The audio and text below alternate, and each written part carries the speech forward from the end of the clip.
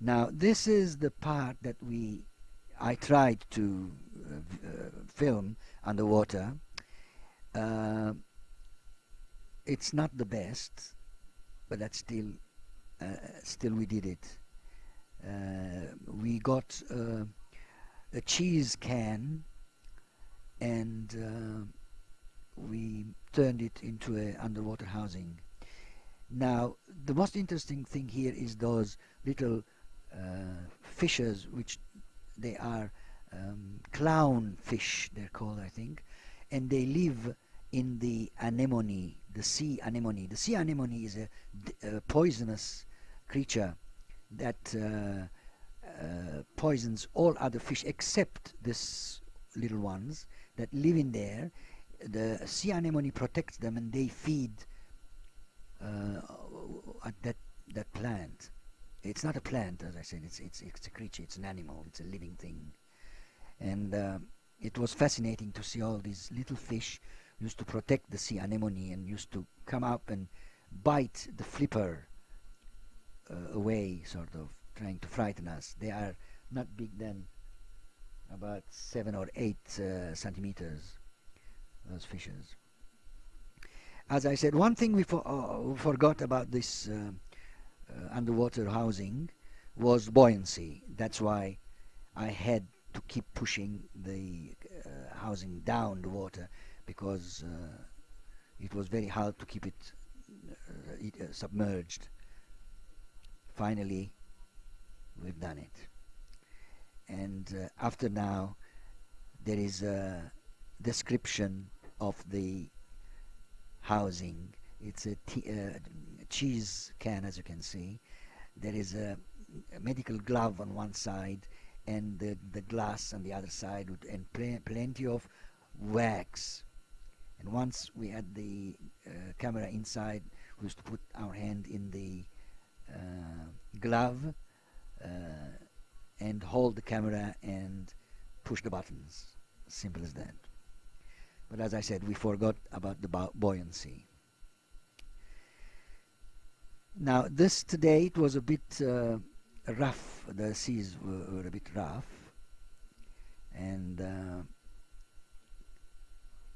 we had a lot of wind. It was a windy day, but nevertheless we enjoyed ourselves fully. This place is about 150 kilometers south of Cairo, or south of Suez, the city of Suez, and it used to take us 3 hours to go there. Don't forget the speed the cars used to travel there was not more than 40 or 50 kilometers per hour.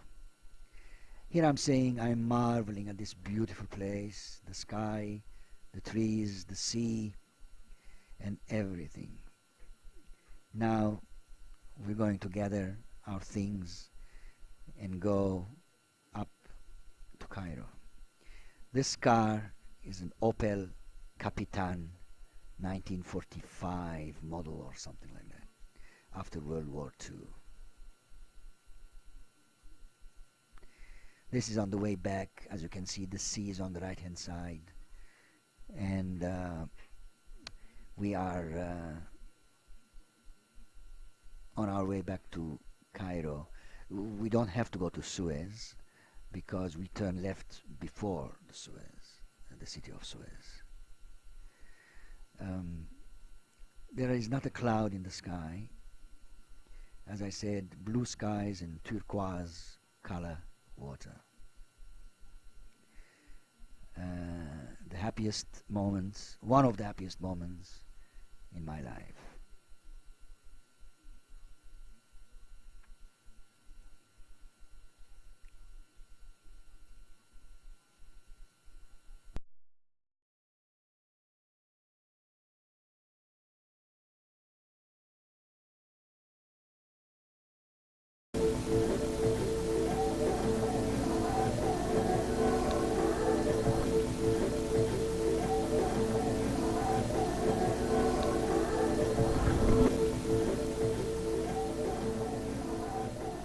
I approached my 3 friends, Hrant Gabeyan, Sarkis and Sentrak Ikezian, and I proposed to go for a trip to Upper Egypt following the valley of the Nile. And after 6 months of preparation, we did it. The return way was via the Red Sea from Edfu. We had to get a lot of permissions and sign a lot of documents and go 250 kilometers crossing the eastern desert from Edfu to a port called Marsa Alam. Now we are on our way to Luxor. This is February 1964, almost 40 years ago. We painted the car with all these Egyptian motifs, and we called the expedition Horus Expedition. We were very enthusiastic, very happy. We were all wearing khaki uniforms, and my friends had the army coats that they used when they did their military service in the Egyptian army. Now this is the car, all painted. It says Horus Expedition in English in one side and in Arabic the other side. I must apologize speaking in English because I should have said all this in Arabic. Now these things, they are called cartouche, which the name of the pharaoh is carved in those things. Oblong, egg-shaped designs, and hieroglyphics can be written from top to bottom, from left to right, or from right to left. Now these hieroglyphics, as you can see, they are thousands of years old. The colors are still there, although they are exposed to the sun. And when these are scenes of people giving offerings to their god, the pharaoh. As you know, they considered pharaoh god. Now here you see the crown, the single crown, because the king Mena or Menes, when he conquered Upper Egypt, he became the pharaoh of both Upper and Lower Egypt, and they combined the two crowns. This temple carvings are in the temple of Dendera and Abydos. The Dendera and Abydos temples are dedicated to the god Osiris. We are crossing the river from east bank to west bank because some of the temples are on the east bank, the others are on the west bank. I decided to go to this trip before leaving Egypt for Australia. This is a very bumpy road. We were doing about 5 kilometers an hour to go to Luxor, the first stop over.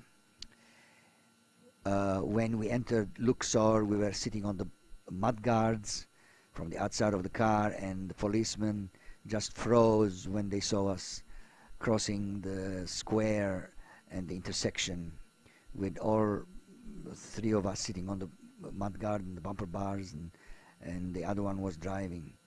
This is the temple of Karnak, and we are walking down the alley. I think this is the alley of the Sphinx. Now notice the symmetry of the columns. This thing at the back is the obelisk. Some people call it Cleopatra's Needle, which is completely wrong. Cleopatra didn't even have an obelisk, but and many of these obelisks have been stolen from Egypt, and you will find one in the Vatican, the other in Place de la Concorde, and somewhere in England, in London and America. Stolen goods from Egypt. This is the view of the stones and brickworks and things that they found in the temple of Karnak, which eventually they have started putting them together to form a temple. That lake is called Cleopatra's Lake. It is always full of water. It comes from the river Nile. Another obelisk. One of these obelisks were ordered by Queen Hatshepsut, and it took them 40 days to cut it out of the quarries, polish, carve, and erect. These two flowers are the papyrus and the lotus, which they represent Upper and Lower Egypt. That's the alley of the Sphinx, where before the river Nile changed its course a little bit, the pharaoh used to come off his royal boats and walk up this alley and go inside the temple and give his offerings and pray to the gods to give him prosperity and power and happiness. Now this is the temple of Luxor, and Luxor is south of Karnak. To go to Luxor, you have to go to the desert or take a train. Now this is in the middle of between Luxor and Aswan, and it is the temple of Horus. The temple of Horus is in Edfu, and it is a magnificent temple dedicated to the king, to the god Horus, the sun god Horus, who is the son of Isis and Osiris. And each column, the top of the column, represent the flower, lotus, and papyrus. This is somewhere completely else. This is the Ramesseum, where the Romans cut off all the heads of the pharaoh Ramesses II. That's the shoulder of a huge 300-ton statue of Ramesses II. Here you will see the queen, the tombs of the queens in the Valley of the King, or the Valley of the Dead, if you want to call it. And it's very dark. The only way to have light inside was through a mirror that the guide held outside. Now this is the way to go to the tomb of Tutankhamun. This is a view of the temple of Hatshepsut from the top of the hill, and it is one of the largest temples and courtyards on earth, and it is larger than the Vatican. It has 3 stories, and Hatshepsut was a very powerful queen, the daughter of a very powerful pharaoh, married to her brother Thutmose, which in English they call it Thutmoses, but it's not Thutmoses at all, it's Thutmose. And he was so jealous of his sister or wife that he killed her and erased all her statues and carvings and name from the temple. It was only a small statue that they found of Hatshepsut. Now this is the Colossi of Memnon. As you can tell, Memnon is a Greek name. These are the statues of Amenophis II, which were in front of a huge temple, which is not there anymore. Now a bit of scenery about the date trees and a small branch of the river. These are 3 ladies here walking. Most probably they are the wives of one man, but that doesn't matter if you think about Solomon the Magnificent. He had 700 wives and 300 concubines. Now this is again, we are going on our way to Aswan. Aswan is where we're going to get the riverboat to go to the temple of Abu Simbel, which is Ramesses II 4 statues, huge statues carved on the sandstone rocks of the river banks. This is Aswan. There are no crocodiles here. And this is the first cataract. There are 7 cataracts, I think, up to the Sudan. The first cataract is, there are very treacherous waters, so large boats cannot navigate here. That's why you leave your boat here and then you catch another river boat from beyond the first cataract to go to the temple of Ramesses II in Abu Simbel.